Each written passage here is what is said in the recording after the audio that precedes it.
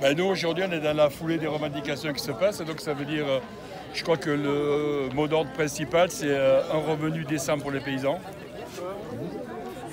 et une façon de travailler qui nous corresponde et qu'on puisse continuer à développer, nous, sur les territoires, en local, sur des petites fermes pour faire de la vente de proximité et une agriculture de proximité. Je crois que c'est les mots d'ordre. Donc nous, on n'est pas descendu avec des tracteurs à 200 000 €. Non, on a amené quelques bêtes là-dessus pour ramener un petit peu des animaux dans ces villes bétonnées et reprendre le contact aussi avec les consommateurs et tous ceux qui sont... Ça, c'est un échantillon, mais après, tu auras... Et tous ceux qui nous soutiennent en ville. C'est très bien. Et alors, donc, sur les revendications elles-mêmes, il y a un focus qui est mis contre l'agrobusiness et la grande distribution. Et ça, c'est la Confédération paysanne qui porte ça très fort. Est-ce que tu peux développer ce sujet ?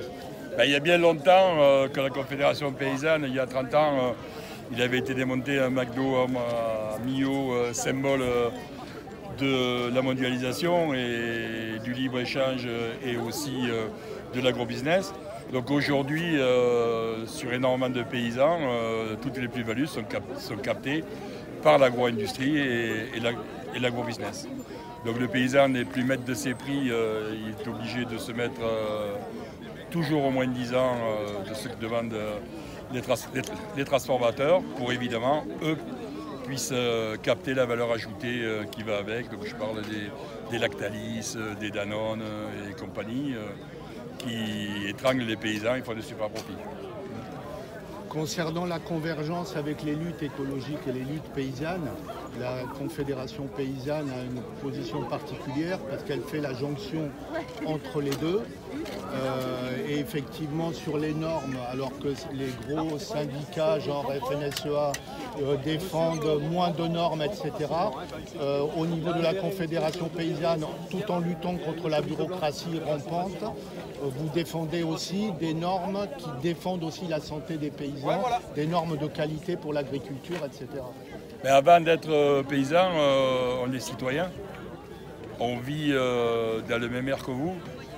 On boit la même eau que les citoyens. Donc je ne vois pas pourquoi demain on arrêterait de défendre, de pouvoir vivre décemment dans un milieu sain. Et nous, paysans, demain, de pouvoir travailler et vous fournir une alimentation saine pour des gens qui sont sains. Pour moi, c'est le retour complet à une véritable agriculture, ce qu'on appelle, nous, l'agriculture paysanne. Pour terminer, est-ce que tu as un message particulier à faire passer ? Oui, alors par rapport à un revenu décent pour chaque paysan, je crois qu'on va nous dire qu'il n'y a pas d'argent alors que de l'argent, il y en a. Nous, on demande une redistribution de la PAC et une redistribution des super profits des multinationales de l'agroalimentaire. Et je crois que le président de la FNSEA a déjà entendu notre message parce qu'apparemment, le président de la FNSEA, donc M. Rousseau, président de Sophie Préol, est apparemment prêt à mettre la main à la poche. Il faut vérifier, mais on attend. Très bien, merci et bon courage. Merci.